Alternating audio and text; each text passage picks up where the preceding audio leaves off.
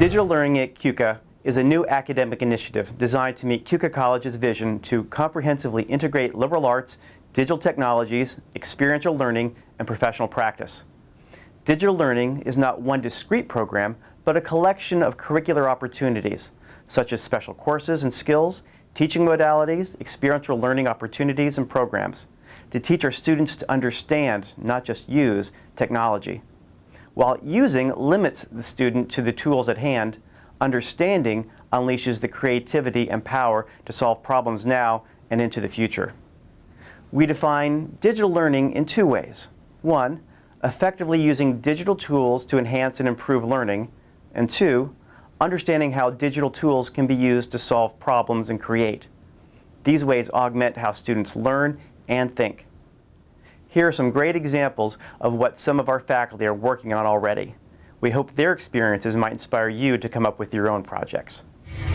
An important aspect of occupational therapy is the evaluation of joint motion. We have over 20 joints in just one hand. If you have ever suffered from joint pain due to injury or disease, you can appreciate how difficult it can be to complete daily tasks due to limited joint mobility. A goniometer is a tool similar to a protractor and is used to measure angles of joint motion. Occupational therapists are trained to use a goniometer in order to measure the various joints of the human body. As with many tools related to healthcare, digital technology has been developed to measure joint motion. Numerous applications are available that can be used to measure joint angles. Potential advantages of using digital technology over traditional methods include less need for training. Essentially, anyone can use the app to measure and assess joint motion, and there should be less human error as opposed to taking the measurements by hand. However, before digital technology can be used in healthcare to measure joint motion, further research needs to be completed to assess the validity and reliability of applications being used. Graduate students in the Occupational Therapy Master's Program at CUCA College completed a project last year to measure the joint motion of the forearm using an iPod application. The results showed the app to have high reliability, but low validity, meaning the value the app measured was the same when the measurement was repeated, though the actual value for the known angle was not correct. This research project is ongoing and is to be continued with a new group of graduate students. Although the technology has not been validated, I am also exploring the idea of using an app to measure joint angles in my applied anatomy course. The students in this course are learning the anatomy of body joints and how they move. However, they will not learn how to use a goniometer until later in the curriculum. Using digital technology to measure joint angles would ideally help them better understand how a joint moves prior to learning how to measure joint movement. The potential of digital technology for use in the classroom and the clinic in this capacity is very promising, and I feel there are many exciting facets yet to be discovered. Digital thinkers are critical thinkers who understand how digital tools work, both their limitations and their possibilities, in order to enhance problem solving and creativity. Today's business managers use digital tools to gather and analyze data and collaborate in the decision-making process. As digital tools are introduced to the market, managers need to continue to develop their skills in this area. One area of concern was recently expressed in a report by the McKinsey Company, in which by the year 2018, somewhere between 140 to 190,000 jobs for data analysts will not be filled. Okay, for some time, the students within the business division have been using digital tools like Microsoft Excel to collect and put data into models and analyze for the purposes of accounting and finance. Within our graduate programs, students participate in a virtual environment, a business simulation, in which they, with other students, teamed up, start a new venture and manage that venture through 12 quarters of operations. The simulation helps students develop skills in collaboration, teamwork, analysis, and decision-making. The feedback on the simulation from graduate students at this point has been very positive. Within this past year, the international business students, in addition to participating in the simulation, also used digital tools to create business logos, electronic advertisements, and web pages. Last year, our international business students participated in the code.org project of Code for an Hour, in which they used online digital tools to develop applications for things like smartphones and so forth.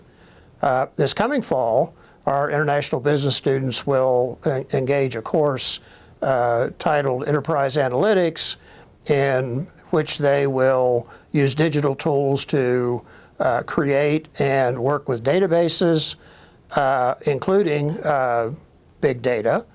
And also they'll be introduced to the Python programming language, which will give them an idea of what's behind the applications that appear on the devices that they carry with them and use throughout the day. For the future, the Business and Management Division anticipates engaging students in the use of e-portfolios to help them create an online presence that they may be able to use as a demonstration for future employers or other similar kinds of activities. Also, we would expect to engage students in digital tools like project management software that will help them develop, again, collaboration and work process tools. At Cusson College, digital thinkers will be able to integrate technology with their own majors and other disciplines to expand what is possible. Digital learning at Cusson is very exciting for the Division of Social Work. Like most professions, social work is experiencing rapid technological advances, and with increased attention to digital proficiency, our social work students will graduate with a great advantage in the job market. From the beginning of our profession, social workers have been urged to evolve and embrace technology. Mary Richmond, who wrote the Social Diagnosis in 1917, urged recent social work graduates to overcome their resistance to the newfangled technology, the telephone, despite their comfort with older technology, the telegraph. Today, many agencies are using computer software programs for outcome evaluation, such as Excel or SPSS, for psychosocial assessments, as well as for family genograms. I recently attended a workshop on technology and social work, where the topic of discussion was mobile apps for casework safety. Child protective agencies are purchasing iPhones for caseworkers and using an app in which they clock in when they get to a home visit and clock out when they leave. If they do not clock out as scheduled, an automatic notification is sent to their supervisor and the video camera begins recording on the iPhone. There are many neat developments in technology in the field and many more to be made. The Division of Social Work is excited to begin looking at the ways in which we already incorporate digital learning in the curriculum and to consider how we might develop new possibilities in the future. Digital thinkers will be empowered to solve problems by understanding the possibilities of digital tools and utilizing these new skills. As a recipient of a DLK grant, I developed a pilot course called Digital Communication that was offered in the spring. The course provided students with the knowledge, critical thinking, communication, and problem-solving skills necessary to participate effectively in today's world, a world in which digital information is increasingly important.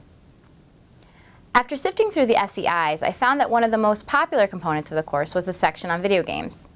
We reviewed the history of the medium, discussed current models, and analyzed the language and culture of gaming communities. But in order for students to really understand video games, they had to learn how they are actually built.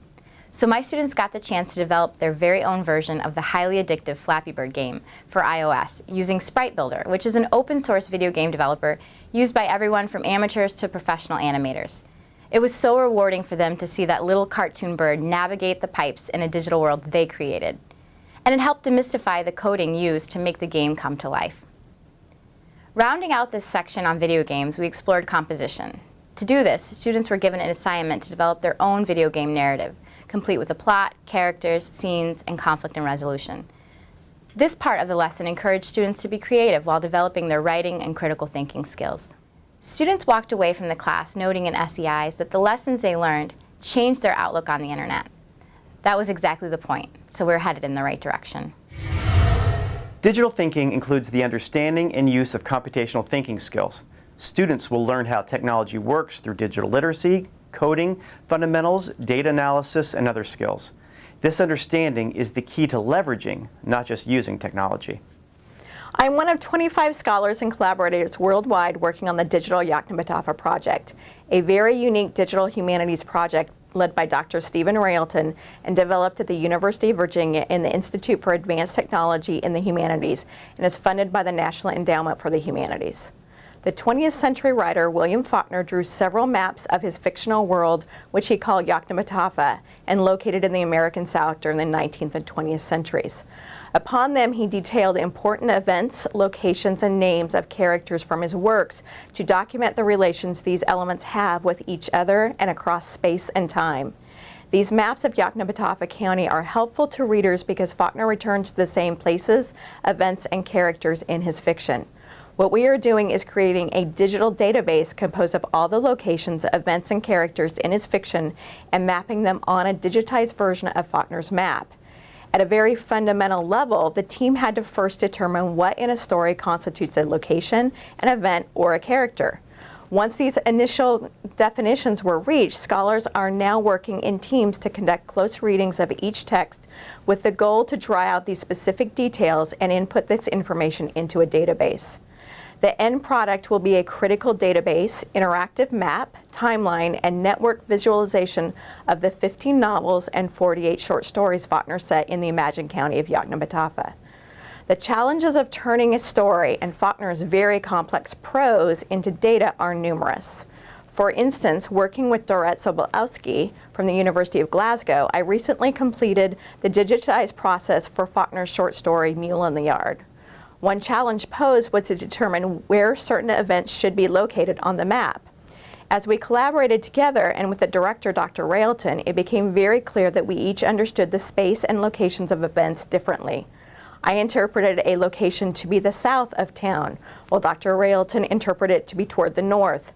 Thus, we had to return to the text again and again in order to make this determination. Similarly, an important character says, "I shot it," referring to the mule in the story.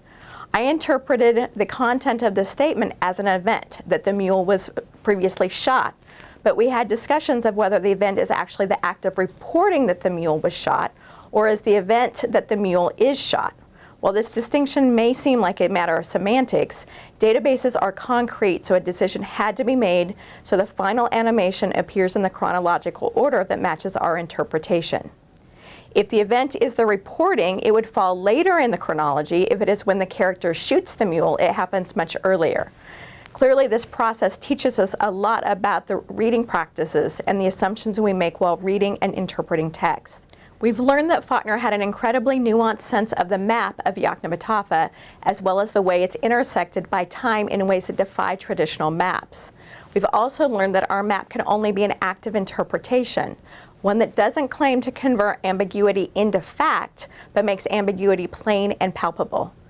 I've recently incorporated what I'm learning into my classroom pedagogy. Last spring in my American Literature course, which focused on movement and migration as part of the American experience, I asked students to work in teams and work through the exact same process we use for digital Yoknapatawpha and map characters, locations, and major events in a novel we read for the course. Then, using Google Maps, a fairly simple free platform that didn't take a lot of time to learn and allowed them some options but proved constrictive so that it required some creativity as well, students were tasked with mapping the novel according to parameters they define in order to create a visual representation to present to the class. Specifically, they had to have a clear interpretive thesis for their presentation that was supported by their map. The results were varied. As expected, there were a couple groups who mapped the bare minimum and really didn't give a useful presentation. Then there were a couple amazing presentations. One specifically on Richard Wright's native son, in which the students demonstrated that Bigger Thomas is a trapped rat in the city of Chicago. Students in these groups raved about the assignment, stating that they learned more about the novel and the reading process than they would have imagined. These students did creative things with the Google Maps platform and weren't afraid to play with the technology.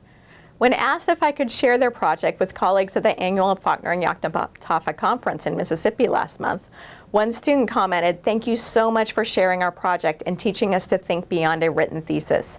It's amazing how you can turn words into a collection of ideas that lead to further inspiration."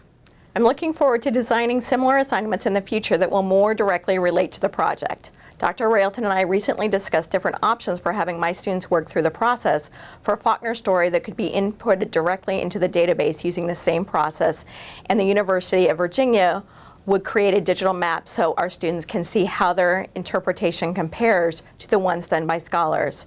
This is going to be a very exciting process. Digital learning is the cornerstone of our new Empowering Excellence strategic plan. These examples are just the beginning, and digital learning will take many forms in the future.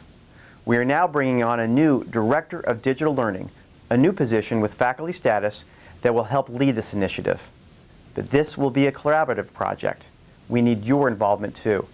Our progress in digital learning is through a joint effort of faculty and academic affairs, the Wortman Office of Distance Education, and Information Technology. This is your call to action. We want your involvement, expertise, and excitement as we move into the future. Get involved in the Digital Learning Faculty Group. Reach out to WODI for help, training, and ideas. Engage your division's TLM and utilize our refocused IT department. Together, we will bring to fruition Keuka College's digital learning vision.